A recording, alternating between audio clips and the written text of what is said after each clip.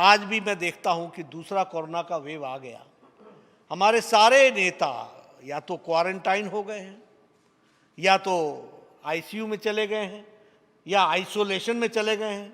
कोई विपक्षी नेता दिखता नहीं है समाज के लिए, और काम करते हुए दिखते हैं तो वो भारतीय जनता पार्टी के लाखों कार्यकर्ता धरती पर दिखते हैं। इस बात को हमको समझना चाहिए। इसलिए हमारी यादें जहां ताज़ा होती हैं, वहीं पिछली बार जो बिहार की जनता ने हमको चुनाव में नतीजों में जो हमारे को आशीर्वाद दिया, उसके लिए मैं धन्यवाद भी देता हूं।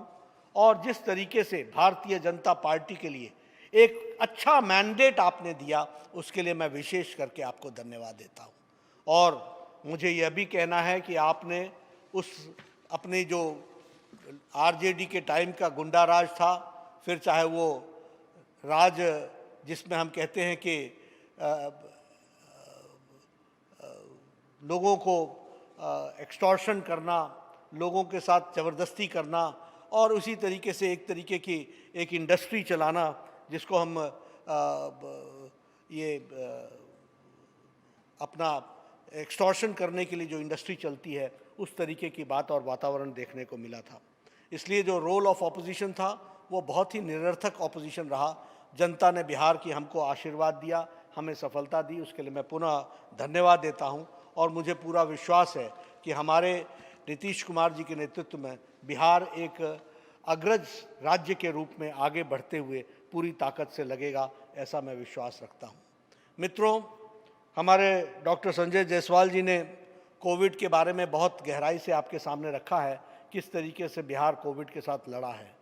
मैं यहाँ पर यह ज़रूर कहना चाहता हूँ कि जहाँ तक भारत का सवाल है, प्रधानमंत्री मोदी जी के नेतृत्व में ये महामारी, जिस महामारी की कल्पना किसी को भी नहीं थी और इसमें कैसे लड़ा जाता है इसका भी ज्ञान नहीं था, ऐसे में हमारे प्रधानमंत्री जी ने 130 करोड़ देश का जो नेतृत्व किया और 130 करोड़ की देश को बचाया है, वह सच में सराहनीय है और वह अनुकरणीय है।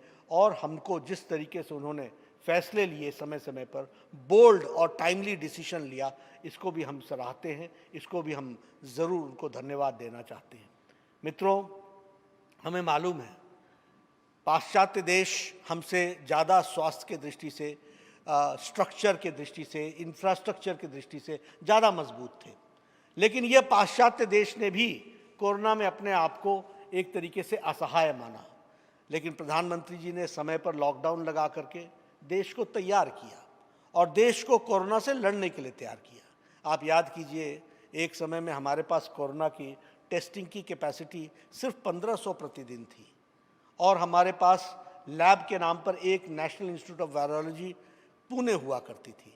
आज हमारे पास टेस्टिंग कैपेसिटी 25 लाख प्रतिदिन हो गई है। ये भारत को तैयार किया प्रधानमंत्री मोदी जी ने, और आज हम कह सकते हैं कि इस टेस्टिंग कैपेसिटी के कारण जहां एक लैब होती थी, आज हमारे पास 2500 लैब टेस्टिंग कैपेसिटी, 2500 लैब्स हैं जो RT-PCR के टेस्ट करती हैं, और 25 लाख टेस्ट प्रतिदिन हो रहे हैं। इस बात को हमको समझना चाहिए। उसी तरीके से आइसोलेशन बेड्स आज हमारे पास 14 लाख है। उसी तरीके से हमारे पास ICU बेड्स जो 2000 थे, वो आज 82,000 हैं। और इसी के साथ साथ चाहे वो वैक्सीन हो और चाहे वो HCU की गोली हो, बहुत से देशों को भारत ने यह पहुंचाने का भी काम किया है। इसको हम ध्यान में हमें रखना चाहिए।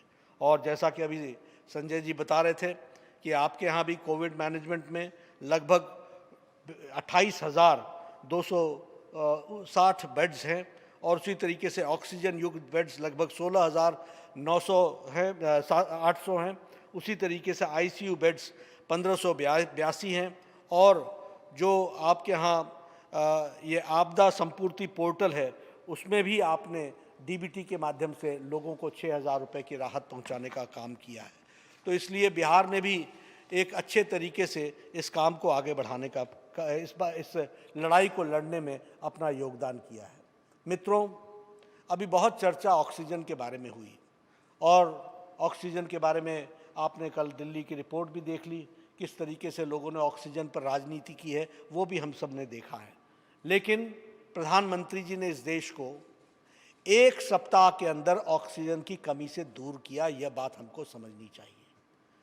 हमारे पास पिछले साल 300 मीट्रिक टन की कैपेसिटी थी ऑक्सीजन की, जो इस वर्ष अप्रैल महीने में 900 मेट्रिक टन थी, और एक सप्ताह के अंदर प्रधानमंत्री जी ने 9,446 मेट्रिक टन प्रतिदिन के हिसाब से इसको करने का काम किया। ये कैपेसिटी डेवलप की गई।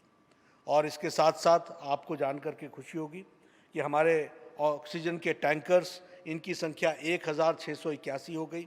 ऑक्सीजन सिलेंडर्स की संख्या जो 4 लाख यूनिट होती थी वो 11 लाख की गई, और इसी तरीके से क्रायोजेनिक टैंक्स जो थे वो 609 से बढ़कर 901 टैंक 901 टैंक्स हो गए, और इस तरीके से क्रायोजेनिक टैंक्स की भी स्टोर की कैपेसिटी को बढ़ाया गया।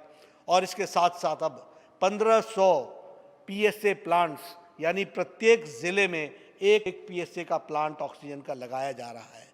मैं यहाँ निवेदन करूँगा भारतीय जनता पार्टी के कार्यकर्ताओं से, नेताओं से, एमएलए से कि अपने अपने ज़िले में समय रहते जुलाई महीने में पीएसए का प्लांट लग जाए।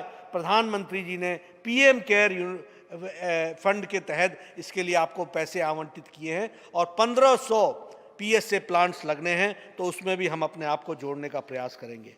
जहाँ तक बिहार के ऑक्सीजन का सवाल है, 11 ऑक्सीजन रिफिलिंग प्लांट्स आपके पास थी, जो बढ़कर के अब 119 ऑक्सीजन प्लांट्स अभी हो गई हैं।